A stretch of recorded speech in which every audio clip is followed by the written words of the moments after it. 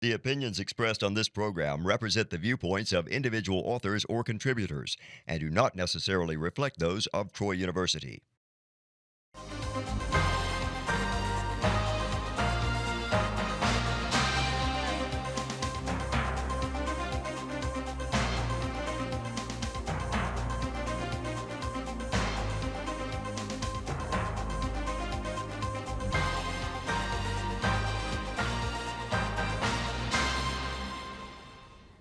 Welcome to International Insights. I am Doug Davis, and with me is Michael Slobodchikoff.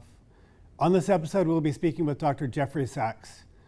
Dr. Sachs is a world-renowned economics professor, best-selling author, innovative educator, and global leader in sustainable development.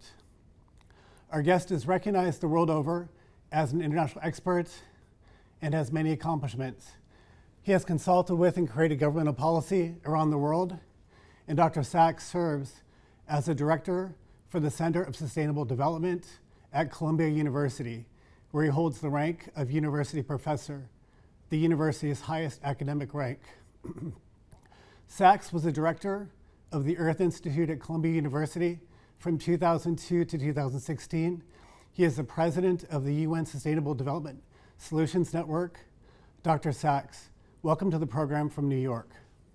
Great to be with you. Thank you so much.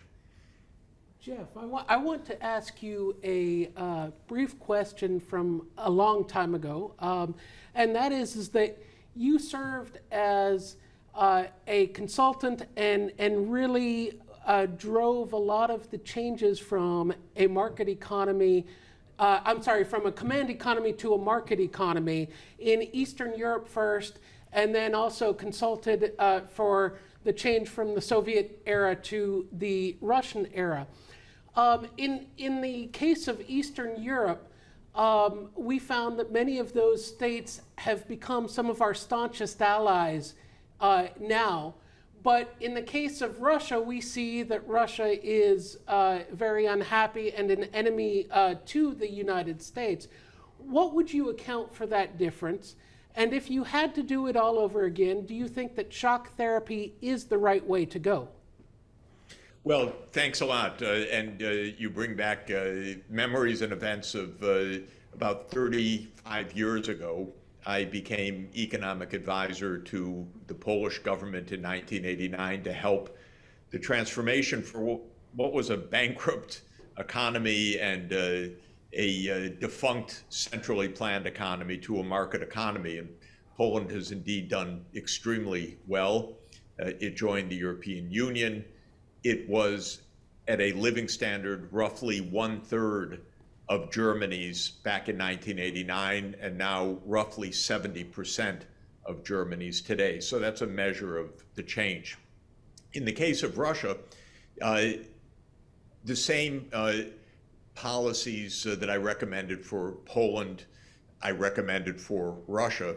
The big difference was actually that not only is Russia larger and more complicated, and at the end of 1991, the Soviet Union disintegrated, creating 15 separate countries that didn't quite know how to trade with each other or to deal with each other.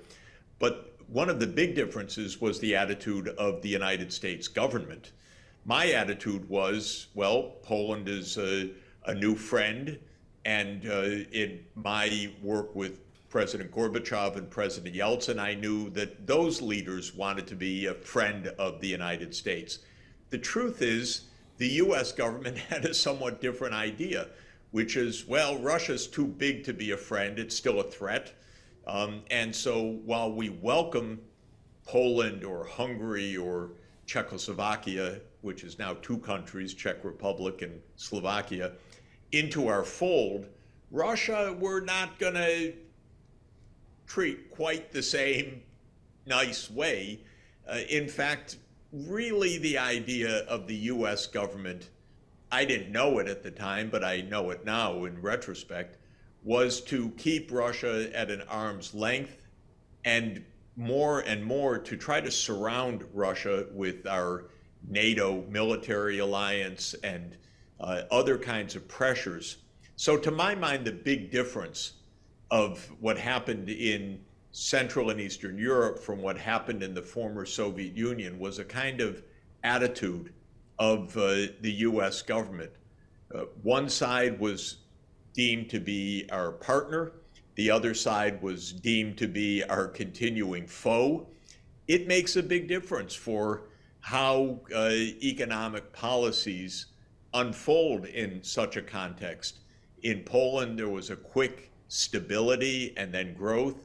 In Russia, there was a prolonged instability, and that affected the society and the attitudes within Russia as well, because Russian leaders and the public said, well, is the United States really our friend, or is it still in a Cold War with us?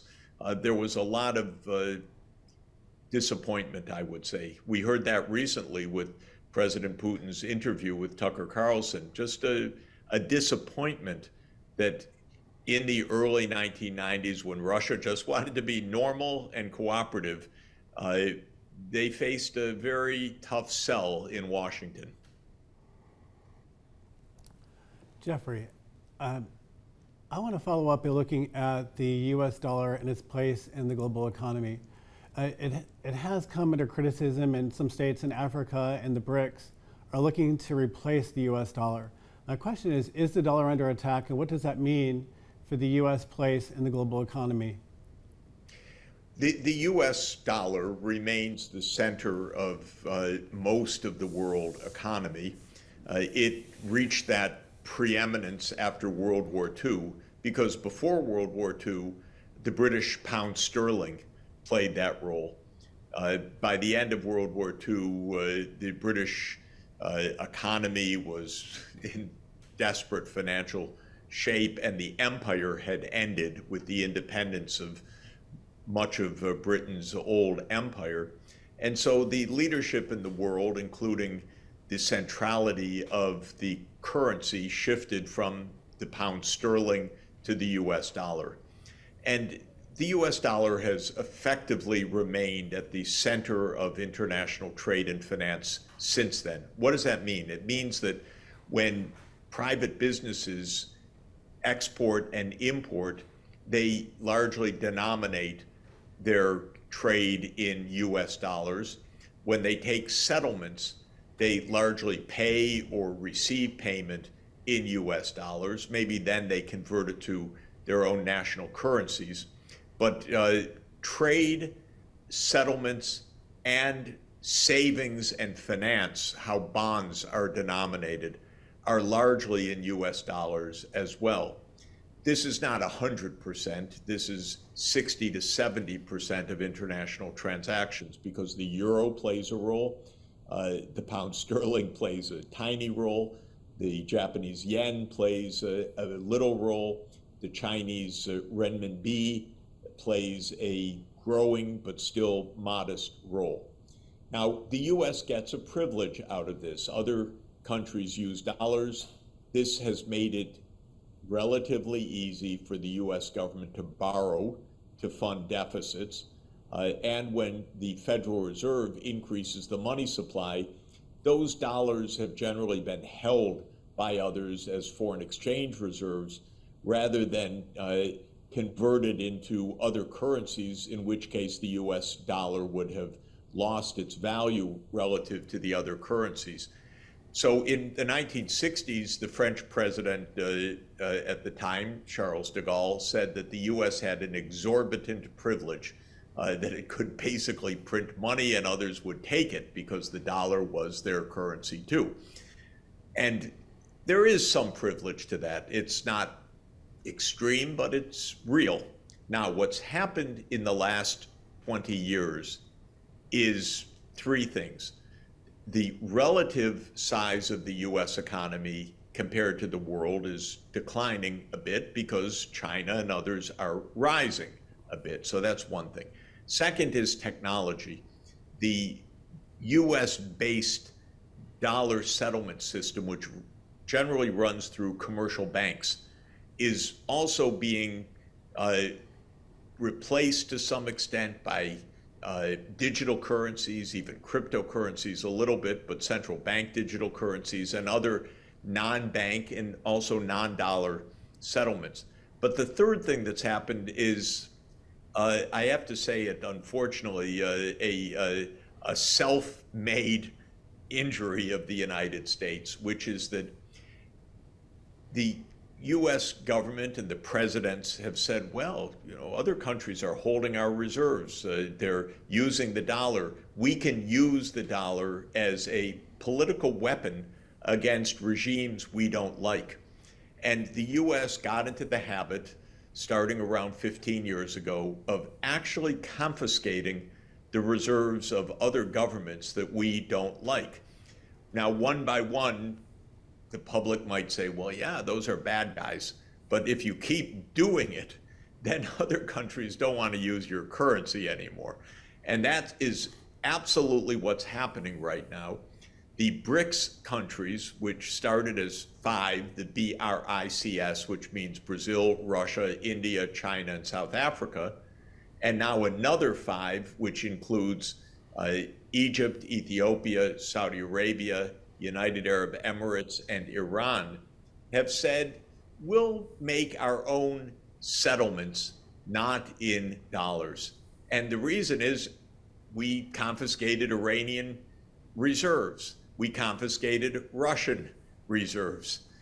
We, by the way, confiscated Afghanistan reserves. We confiscated Venezuelan reserves. So countries that are not eye to eye with us in foreign policy also don't want to be eye to eye with us on the use of the dollar, because they're worried that the U.S. is going to weaponize the dollar. We froze $300 billion of Russian money in the banks when Russia launched its special military operation, so-called, on February 24th, 2022, against Ukraine. Now, what does that mean? Well, it means that since then, Russia has been finding non-dollar ways, that's for sure, to transact. And it's selling oil for rubles or rupees or renminbi. And this is becoming quite a widespread idea. And we should understand that the BRICS countries, the 10 that I mentioned, if you measure their output as a share of the world output and measure the output at what we call purchasing power dollars, it's about 37% of world output. And that's a lot of trade. It's a lot of movement out of the dollar. I think it's going to hurt us. I keep saying, in my own professional view, don't weaponize the dollar. If you want others to use it, let them use it. Use other foreign policy instruments, but don't weaponize the dollar. Jeff, I want to turn a little bit to your developmental assistance experience, and to ask you, you've argued for a long time that it's much cheaper in the long term to provide developmental aid than it is to use the military and have conflict. And yet, so often in these elections, we see people thinking that we spend too much money on aid to foreign countries, and it's not, in their minds, money well spent. How would you argue to them so that they could understand what your point is ultimately about the efficacy of developmental assistance versus having to use the military? Well, I would say we never have to use the military. We tend to overuse the military.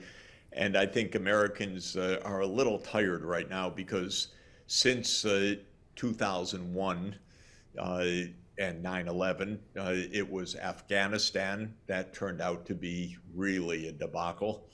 20 years in Afghanistan with absolutely no results, and then finally a retreat after trillions of dollars. Iraq, on wrong premises, weapons of mass destruction that didn't exist. That was trillions of dollars, no results. Syria, which has been a kind of secret war because it wasn't a publicly declared war, but it was a US war nonetheless. Libya, and now Ukraine. And I know a lot about the Ukraine war, and I regard this as a US war. Now, that would sound really strange to listeners who think that this was a war just provoked by President Putin to recreate the Russian Empire, because that's what all our newspapers said over and over again, but it's not true. This is a war that started when the US said, why don't we expand NATO to Ukraine? And Russia said, are you kidding? Don't do it. And we kept pushing, and they kept saying, don't do it, and we kept pushing. And then we helped to overthrow a neutral-oriented government in 2014, and that's when the war started 10 years ago. So to my mind, it's been a colossal waste of money and lives.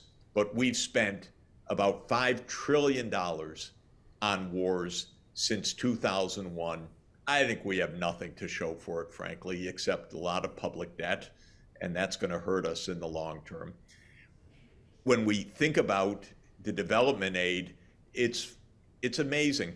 In Afghanistan, we spent more than the entire national GDP year after year on the military, and a tiny fraction of that on development. Nothing came out of anything in the end. It was just a complete debacle.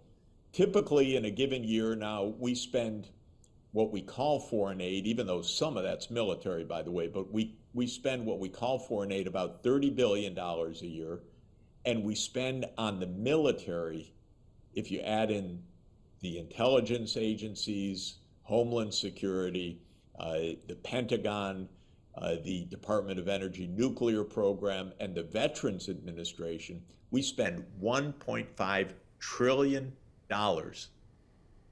a year now compared to $30 billion of development aid. So we spend 50 times more on the military approach than on the development approach. We're not making friends in the world, by the way.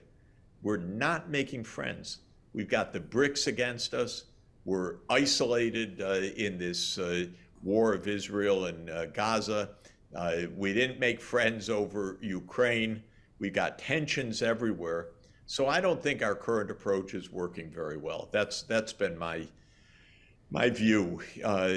We even just if we helped with loans, not even grants, just loans for other countries to build infrastructure, to provide electricity, to get their kids in school, it would be very cheap for us and a huge benefit of American diplomacy, well-being, and not money down the drain, which is what you do when you spend more than $1 trillion a year, and a lot of it literally goes up in smoke, destroying things.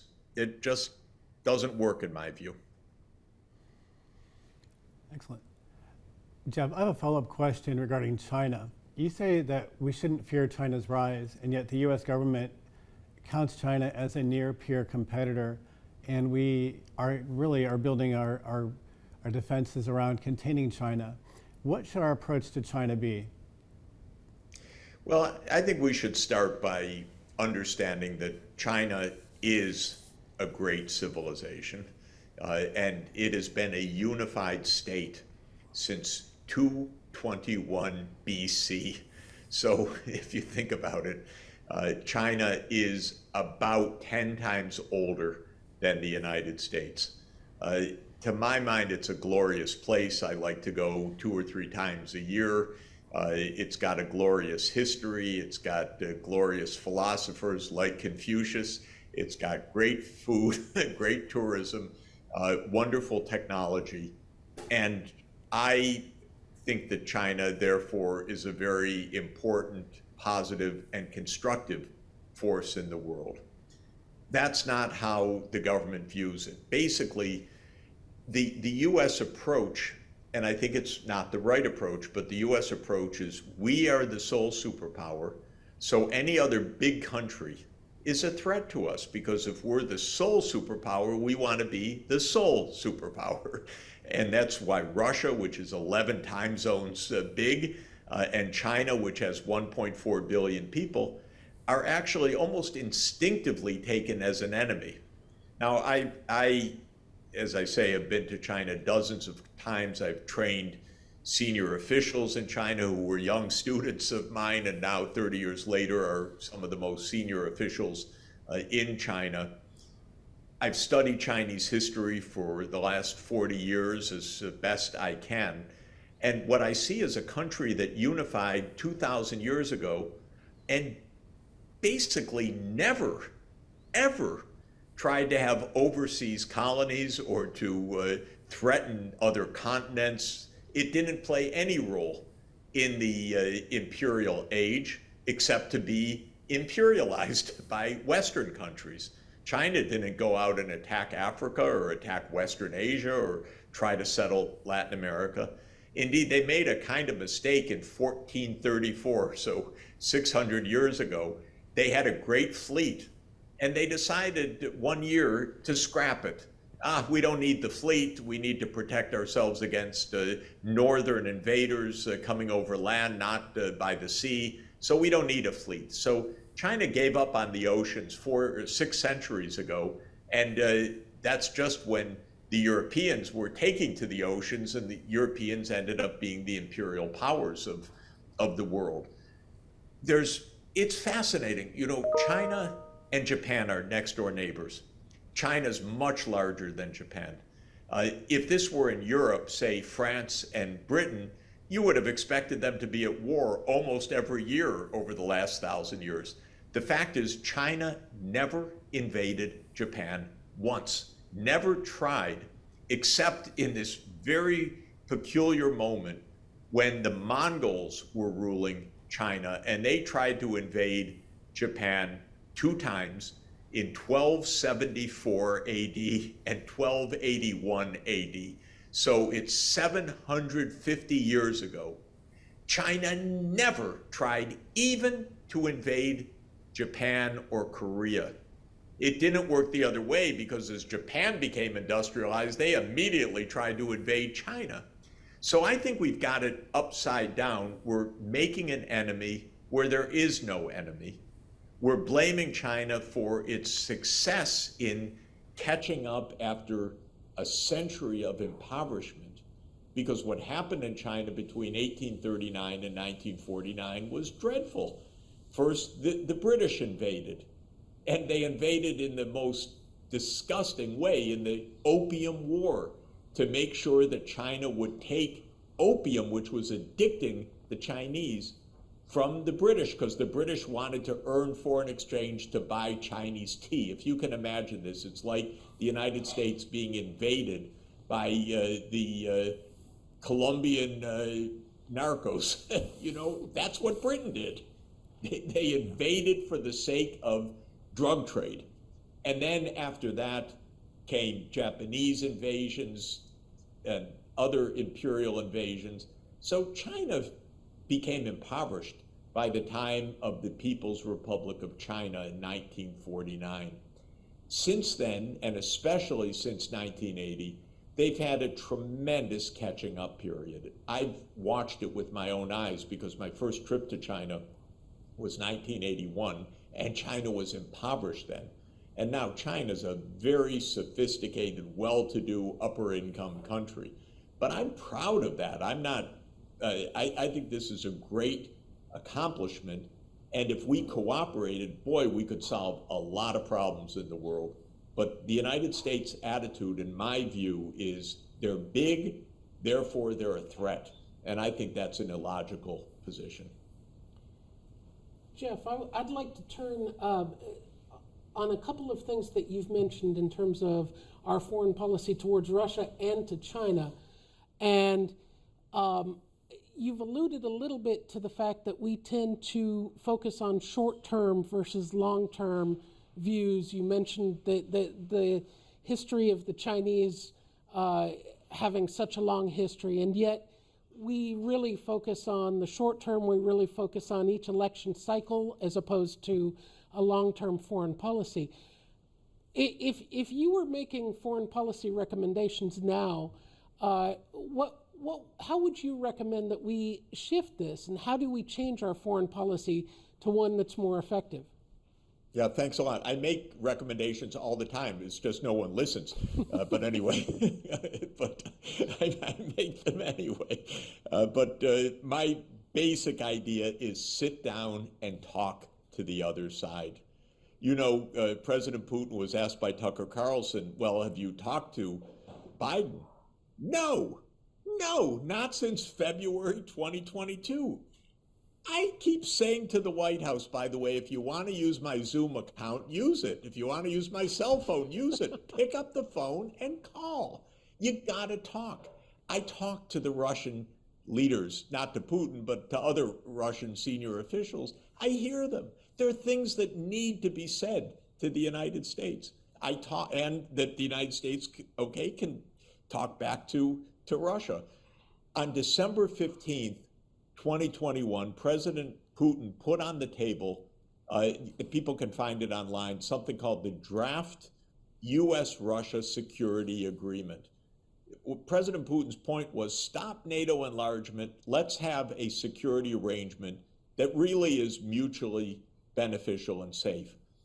At the time, I called the White House, to be honest with you, and I talked to a senior official, and I said, go for it, negotiate. Discuss, meet. You don't have to agree with everything, but meet. And I always loved the line of President John F. Kennedy in his inaugural address in 1961, when he said, let us never negotiate out of fear, but let us never fear to negotiate. I just think it's a great line, which is sit down and talk. That honestly would be the cornerstone of my foreign policy. Discuss. Negotiate. Don't accept everything. Negotiations can be tough, but don't just think, which is how our government acts, I'm afraid. Don't think you know what's in the mind of the other side. Don't say there's no one to talk to. You know, they're just evil. They're implacable. No, they've got their interests, but you can negotiate with mutual benefit. And that is what I think has been missing from our diplomacy. Actually, I should put it a different way. That's what's been missing from our foreign policy, because there's been so little diplomacy, actually, so little discussion with the other side. Excellent. Well, I want to thank you for taking the time to have this discussion with us. It was a great pleasure, and I hope one day we can bring you back. So thank you, Dr. Sachs. Oh, that's great. It's a great honor for me. So thank you so much. A delight to be with you. There are a lot of... Oops.